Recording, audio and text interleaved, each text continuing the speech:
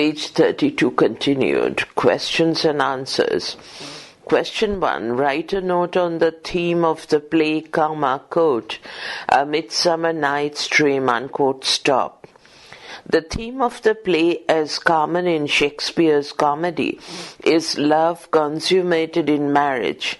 It is announced in the opening phrase, colon, double quote, a nuptial hour / draws on pace, double quote, unquote, comma, and its human action concludes with Theseus's summons, quote, lovers to bed, unquote, stop, page 33. Romantic comedies end with marriage, but that does not mean that A Midsummer Night's Dream is no more apt than others to have been part of a wedding entertainment.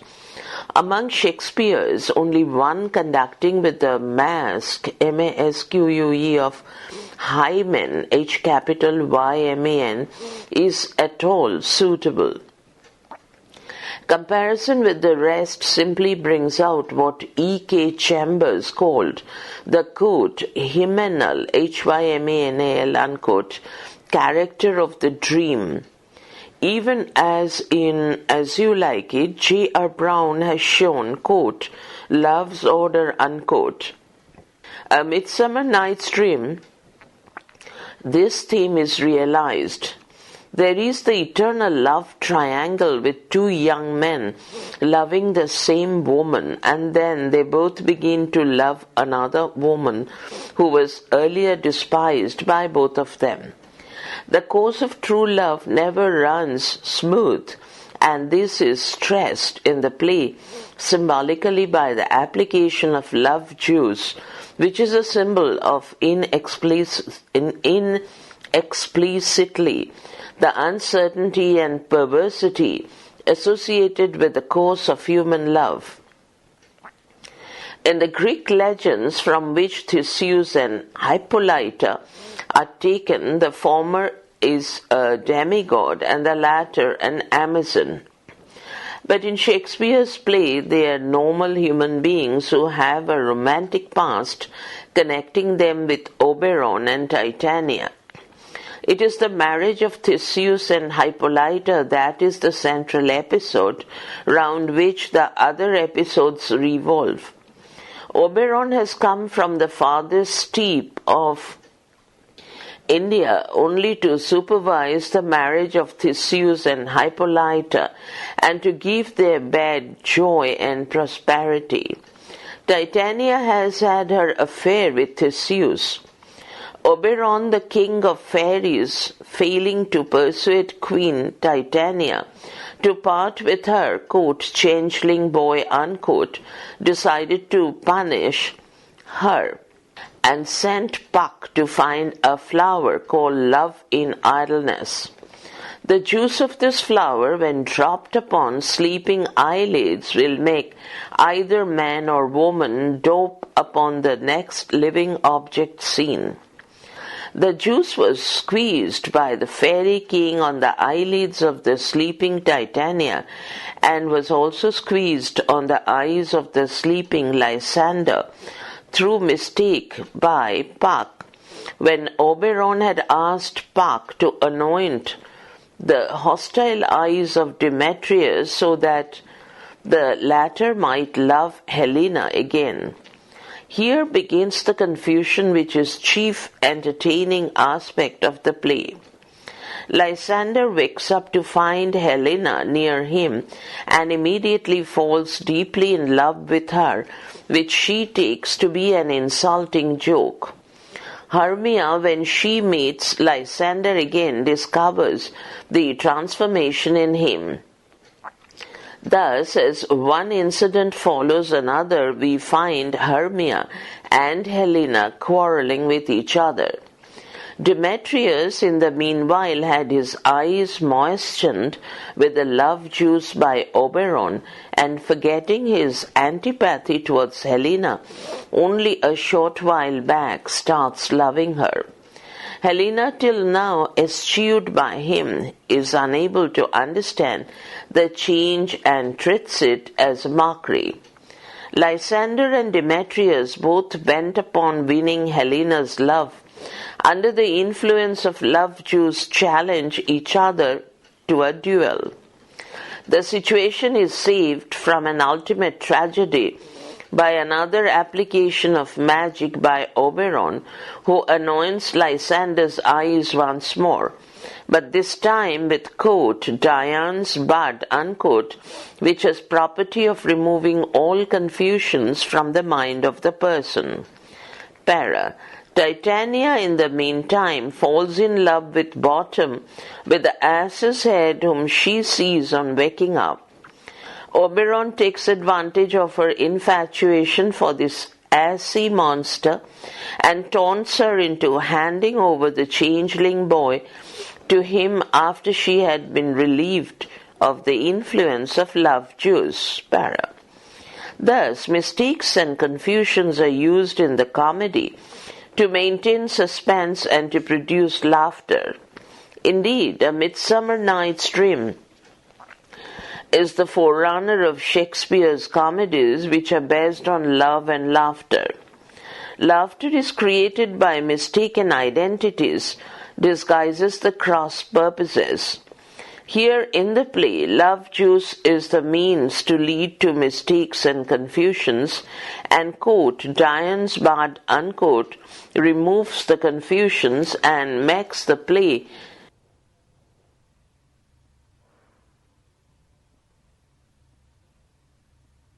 Page 34. A happy festive comedy in which fairies, songs and magic play a large part. Bottom provides the highest entertainment in the play. He is a supreme comic character who is, according to Priestley, is the enthusiast, the romantic, the artist, Stop. Question 2. Indicate the combination of romance and realism in the play, A Midsummer Night's Dream, Answer. A Midsummer Night's Dream is a strange mingling of the classic, the romantic and the realistic elements. Theseus and Hippolyta are taken from the mythical Greece, Oberon and Titania from the medieval Teutonic mythology, Bottom and his friends from Shakespeare's London. Thus, the play has a wild mixture of space, time and culture. Some think that the main story is that of the fairies, to which the affairs of the mortals are only an appendage. But we must remember that it is the marriage of Theseus and Hippolyta round which the other episodes revolve. There are frequent references to gods and goddesses of classical mythology and to classical legends and mythology. These classical elements are very ably blended with romantic note all through. Love is the major element in Shakespeare's comedies. Love and laughter are woven into the texture of the play. The very names of Oberon and Titania conjure up the most romantic associations. The fairies who play a large part in the play are romantic because of their grace and beauty, and because of the lyrical note that they lend to the drama. The fairy king with his court, the queen with their attendants, they quarrel over a handsome boy, the little western flower causing all kinds of complications and confusions, and the mischievous pranks of Puck constitute the romantic charm of the play. Most of the action happens at night under moonlight when Phoebe, Phoebe, doeth behold, / her silver visage in the watery glass, / deeking, D-E-E-D-W-E-K-I-N-G with liquid pearl, the bladed grass, Stop. All the magic of moonlight is in the play. Oberon, Titania and Puck are the poetic emblems of this magic beauty. To the ethereal beauty of moonlight is added the romantic beauty of woodland scenery. The wood near Athens, where the lovers in the play act their parts and which is the haunt of the fairies, presents a romantically beautiful background.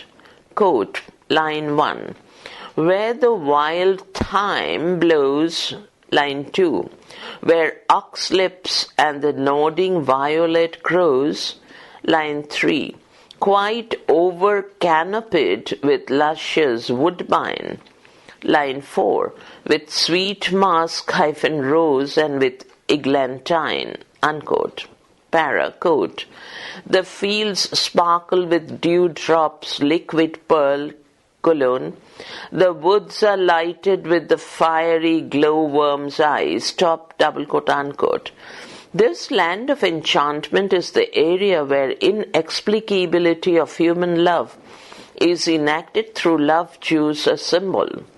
The magic of moonlight and the beauty of woodland scenery are fitting backgrounds to the romantic comedy of love, which forms the substance of the play, Para. The story of Bottom and his companions who are mechanical provides comic and realistic note in the play. Mixed up with the heroic personages and fairies, where the classical and romantic are the rude mechanic clowns, whose activities give a taste of real life. George Gordon, in his Shakespearean comedies and other studies, refers to Shakespeare's power over two worlds, the world of romantic young men and women and that of the work-a-day people. And Shakespeare shows his talent to weld them into a unified design. The working men are drawn from real personages of London. They are supposed to be Athenians, but they were drawn from real life. They are vitally interested, page 35, in the play to be enacted for celebrating the marriage of Theseus and Hippolyta. Thus, they are linked up with the main story, Para.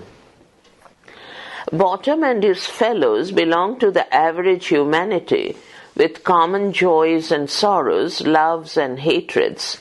They are of the earth, earthy. Bottom is the modest, humorous character with his self-assurance and conceit. He boasts of acting every part of the play.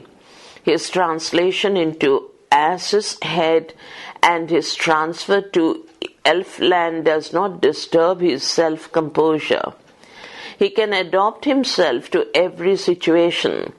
The homely prose of the dialogue of the Athenian artisans is strongly contrasted with the dazzling brilliancy of those timed couplets which speak the eternal language of love through the months of the Athenians and the lovers. The simple ordinary artisans are the very opposites of the romantic lovers. Thus, Shakespeare combines the two extreme phases of life, the highest and the lowest, without disturbing the harmony of the whole. In this way is achieved the confrontation of realism and romance, which H.B. Charlton regards as an important feature of Shakespearean comedy. According to Professor S. Sengupta, Shakespeare's comedy is characterized by largeness and diversity rather than by subtlety and unity. Question 3. Write a note on the plot construction of the play, quote, A Midsummer Night's Dream, unquote, stop. Answer. According to Emid, E-M-I-D, Welford, W-E-L-F-O-R-D, quote, the plot is a pattern rather than a series of events occasioned by human character and action, unquote, stop. However, the plot is a sequence of cause and effect. It is conducted by balancing a number of self-contained groups, one against the other. Each group, Theseus and Hippolyta, the four lovers, the artisans, and the fairies, has its own progressive story. In the word, the lovers are unaware of the presence of the artisans or the fairies. They themselves are not known even in Athens to the artisans. Introduced successively, the groups are manipulated in clearly symmetrical patterns, and finally the artisans like the fairies make their purposed contribution to the marriage celebration at court. Quote, Pyramus and Thisbe, unquote, comma, Theseus and Hippolyta, the young lovers and the artisans unite in an assembled scene in which Theseus and Bottom converse. It is a culminating assemble such as Shakespeare is fond of, and with the fairy ritual that follows makes the play a version of Shakespeare's favorite comic, from which presents several groups of characters in relation and contrast, and concludes with some stable relationship arrived at between them. Para. It is said Shakespeare's comedy is polyphonic, Polyphonic, an instance of heteroglossia, heteroglossia. It is like a carnival in which several distinct groups of players exhibit their roles. However, such is Shakespeare's art that the four stores are brought together in the fifth act. They are interlocked in the course of the plot. The lover story, the artisan story, and the story of the fairies share a common factor, the enchantments wielded by Oberon and Puck. The love juice, the magic agent the pair employ in the lovers' conflict, is decisive, along with Puck's transformation of Bottom's shape in the conflict between Titania and Oberon. Each story contains something which is essential also to one or more of the others. But it is the marriage of Theseus and Hippolyta around which the other stories revolve. Oberon has come from the farthest steep of India only to supervise the marriage of Theseus and Hippolyta and to give their bed joy and prosperity. Titania has her affair with Theseus, whom she led through the glittering night from Periguna, and also made him break his faith with fair eagles, with Ariadne, Ariadne, and Antiopa, Antiopa, and she also, page 36, stay in Athens, perhaps still after Theseus' marriage. The Athenian mechanics have gathered only to contribute their share to the entertainments, so the marriage of Theseus and Hippolyta may be taken as the center of the play. The diverse episodes are all linked with the Theseus-Hippolyta story, which, slight as it is, forms the, quote, enveloping action of the play. Unquote, stop. The love triangle is also initiated by Theseus. It is because of the decision of Theseus that Lysander and Hermia run away at night into a wood, followed by Demetrius and Helena. And that wood happens to be the haunt of the fairies. Love juice administered by Puck under the direction of Oberon, the fairy king, gives rise to confusions and complications, which are however resolved by Puck, the spirit. The characters of the lovers are not distinctly delineated. Theseus is magnificent as he represents Shakespeare's early ideal of a heroic warrior. All the four elements are gathered together in the last scene. Theseus and Hippolyta, Lysander and Hermia, Demetrius and Helena marry on the same day, and their weddings are celebrated with the performance of, quote, Pyramus and Thisbe, unquote, play by Bottom and his companions, and when all the human actors have done, the fairies hold their spots and bless the married couples, quote, hand in hand with fairy grace, unquote, stop. Further, the play has thematic unity as all the different stories deal with different kinds of love. The infatuation of Titania with Bottom is a kind of parody of romantic love. The play staged by the mechanics of Athens also stresses the irrationality or absurdity of love. The entire play from the beginnings to the end is bathed in moonlight and thus imparts unity of atmosphere to it. Question 4. Explain the title of the play, quote, A Midsummer Night's Dream, unquote. Answer. The title of the play suggests that it has a dream-like quality and that it is associated with Midsummer Night. Para. The play is replete with dreams and visions. All the characters have dreams.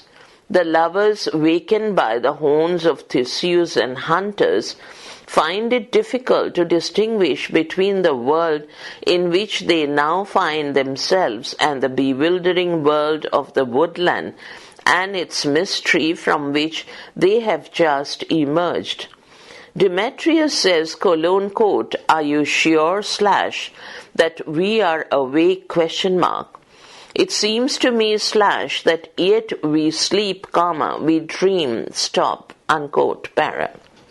The image of mountains which at a distance seem like clouds, things huge and solid turned into mere vapors, aptly suggests the elusive dream-like quality of the experience which the lovers are going through at this moment and is reinforced by the uncertainty of seeing double, finding something which appears to be both one's own and not one's own, para.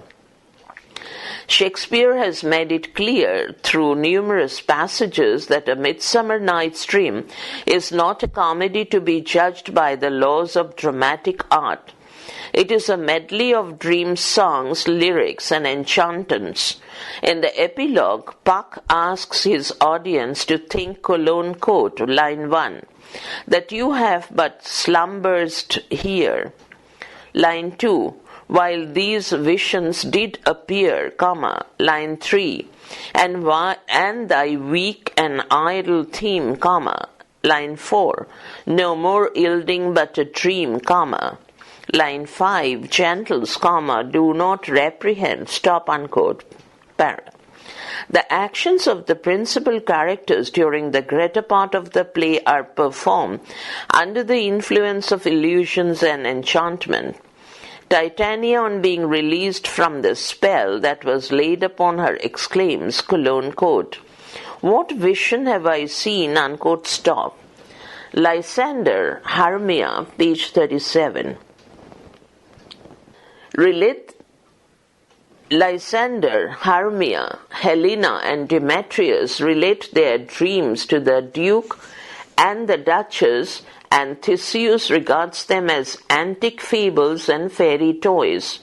Stanley Wood rightly observes the delicate and airy verse, the beautiful and the tender imagery, the shadowy characterization and the atmosphere of fairyland all fit in admirable with the idea of dream. Bottom, who is very solid and substantial, has also a rare vision. The fairies are indeed a sort of personified dream. The poet places them in a kindly or at least harmless relations to mortals as the bringers of dreams. Their very kingdom is located in the relations to mortals as the bringers of dreams. Their very kingdom is located in the flower-scented Indies, a land where mortals are supposed to live in a half-dreamy state. They love the dusk and the twilight because this is the time for dreaming. It is very important to note that all their power and influence over the hearts and actions of mortals works through the medium of dreams and fancies which are allied to dreams. Para. Moonlight has an elusive dream-like nature and this pervades the play. The entire play is steeped in moonlight. The word, quote, moon, unquote, recurs in the play. At the opening of the play, there is triple repetition of, quote, moon, unquote, and its contrasting images of the old moon as, quote, a step-dem or a dowager and the new moon as silver bow / now bent in heaven stop. No unquote mark. Lysander refers to Phoebe, Phebe, the goddess of the moon, beholding her silver visage in the watery glass. Titania refers to the moon, as governess of floods / pell in her anger, and as weeping with, a watery eye, stop. Oberon also refers to the moonlight. He claims that, we the globe can compass / swifter than the wandering moon. Moon and moonlight are associated with dream-like state. Puck says that the fairies run by the chariot away from the sun. Daylight suggests reality while moonlight suggests dream or romance. Characters are human, situations are real, but over them all a dreamy and unreal atmosphere permeates. Thus, the play is appropriately called a dream. Para. Further, though the action of the play belongs to the end of April and the 1st of May, it has been associated with Midsummer Night, June 24th or St. John's Day. A Midsummer Night's Dream appears to have been so called because it was to be first staged on that night, for the time of action of the play itself is the vigil of May Day. In the popular imagination, Midsummer Night is itself a magical time when strange things do happen as they do in the play. The audience are withdrawn from the real world and goes on a magical midsummer expedition into the woods and wild places.